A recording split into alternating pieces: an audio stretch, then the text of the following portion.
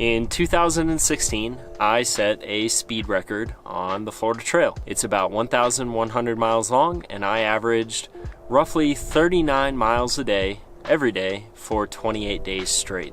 In 2020, I hiked that trail again, but this time I did it with my girlfriend, and we hiked at a lot more leisurely of a pace. So beyond my 2016 hike of that trail, I've done the vast majority of my hiking alone. To put an actual number on it, I've hiked about 8,400 miles on long distance trails across the United States, totally solo, with no trail family, with no partner, just me, myself, and I. So that's what we're going to be talking about today.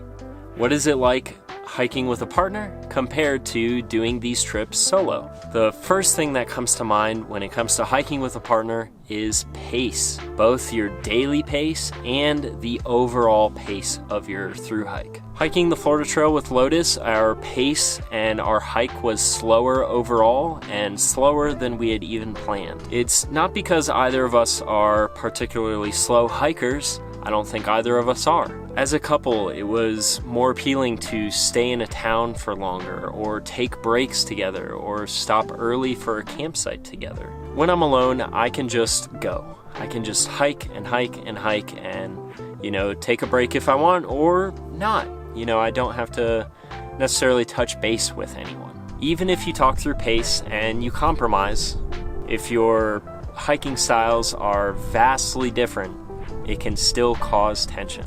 Lotus and I just walk different speeds. It's plain and simple. Even though prior to starting we knew this to be the case, and I was more than happy to stop and wait for her, and I had no problem doing that. In fact, I enjoyed it. It still made her feel bad and frustrated her that I had to slow down and that she couldn't go as fast as me. So for the entire Florida Trail through hike, she had this in the back of her head. So pace can be viewed as a positive thing or a negative thing, depending on the trip. And that's something you're going to see throughout this entire video. Hiking with a partner isn't better than hiking alone. They are really two entirely different trips. So even though I can hike faster or hike more miles in a day when I'm hiking alone, it doesn't make it a better trip. When I'm hiking with Lotus, we have more fun in towns and more fun at campsites and a lot of fun in general, and having someone to speak with is nice. That doesn't necessarily make it better either. It's just depending on the person and what you want from your trip. So something else. As we've talked about in previous videos I've made, hiking slower often costs more money.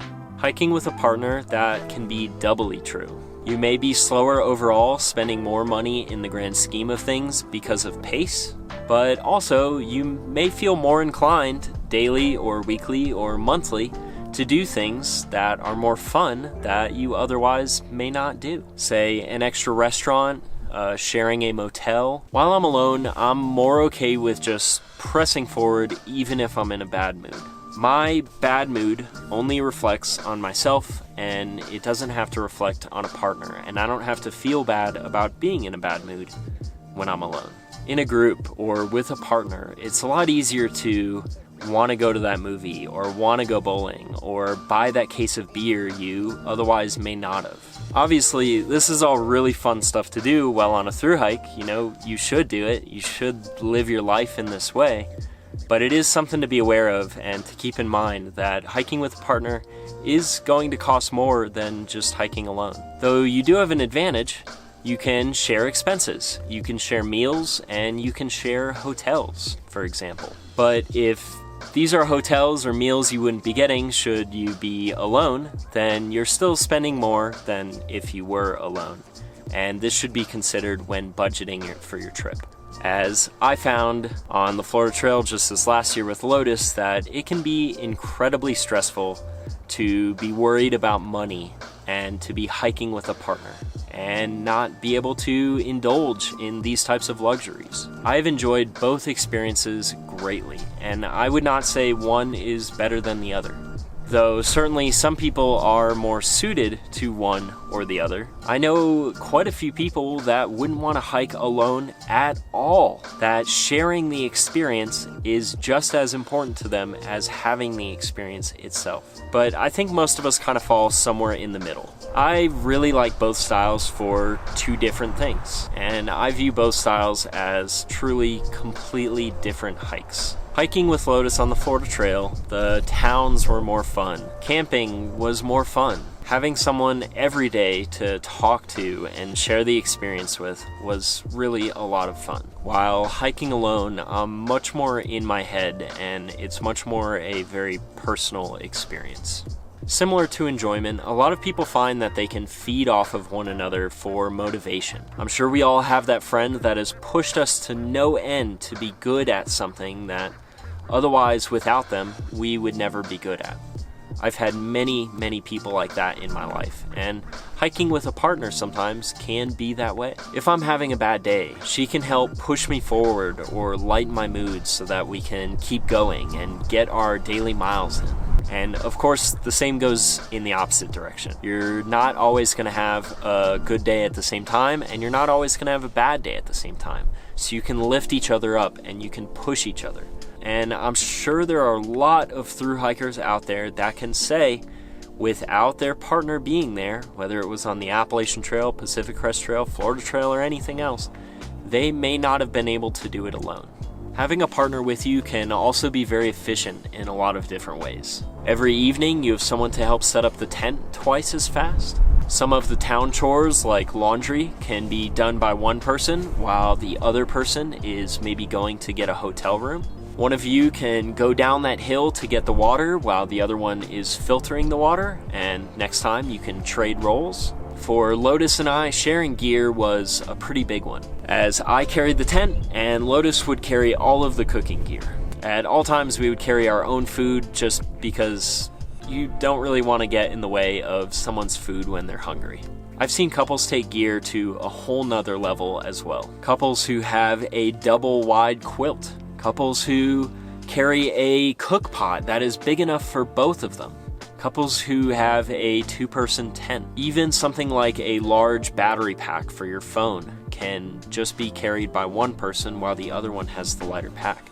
There's really so much out there that you can split up between the two of you so that both of you can carry less. Add the sharing of gear to helping with town chores and setting up camp, and you have yourself a really fine team.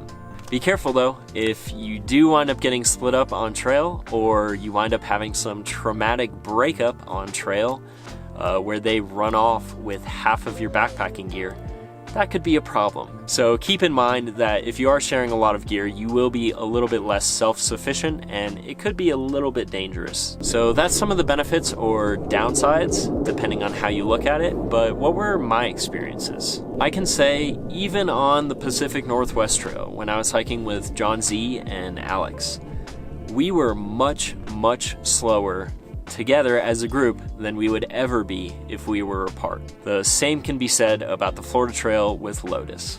Hiking together, we were a lot slower than expected. We took an entire month longer to finish the Florida Trail than we had planned to as our fastest itinerary. Naturally, both of these trips, I feel like I spent more money than if I were to have been alone, but both of these trips were awesome. Both of these experiences I'm extremely grateful to have had. I went to towns and restaurants and did things on trail and camped in spots that I otherwise never would have seen. I strengthened relationships with people I'm very happy to be close with today, but please be careful. I see relationships and friendships get broken by thru hiking. It can be very stressful to hike with a partner, as you're going to have to make compromises. And if you won't make those compromises, they're going to have to make even more of them, and they're going to resent you for that. It's going to test your relationship in ways that normal life can't. Every day, you're going to be with that person for pretty much every second.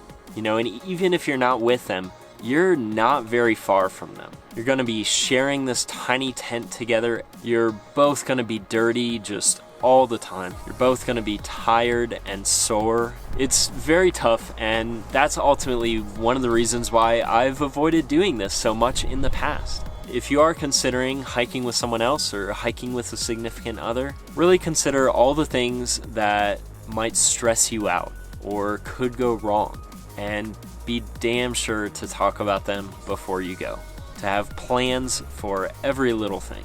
Keep it fun, but keep in mind it's not all about you on a hike like this. You are a team, and this is an entirely different hike. So let's get into 4 quick tips here I got for you to hopefully help you and your significant other hike more peacefully together and hike more successfully. Tip number 1, hike a shorter trail together first.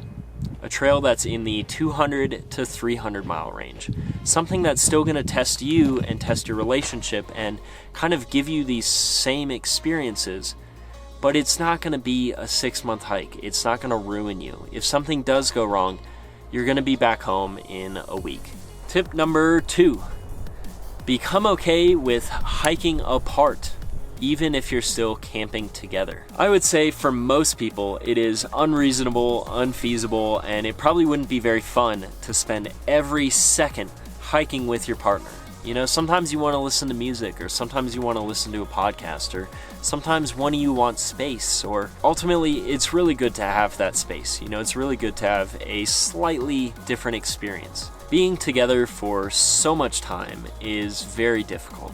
Add on the other stresses of hiking, that you're going to be tired, you're going to be sore, and you're not eating the best of food, and still you're hungrier than you've ever been. You're gonna need space, so be prepared to give each other that. When it comes to planning the trip, plan it together. 4 eyes, or 2 sets of eyes, is going to be way better than just one of you doing the majority of the planning. There is a wealth of information out there, and all sorts of good information and bad information. Information that is actually useful to you and information that isn't. You know, and being able to sift through that separately or together is going to make it a lot faster, where you can come together and bring all of your information together and see what's going to work for you. So tip number 4, always talk through things and don't just leave your partner hanging. Remember, this isn't about you. This is about what the group wants. So that's it. Thank you guys for watching, and in the comments down below, let me know if you have any other tips or benefits of hiking with a partner, or tips for helping others to hike with their significant other. If you aren't already subscribed, please subscribe to this channel to see more videos like this about through hiking and long distance hiking. So thank you again for watching, and I'll catch you guys in the next one.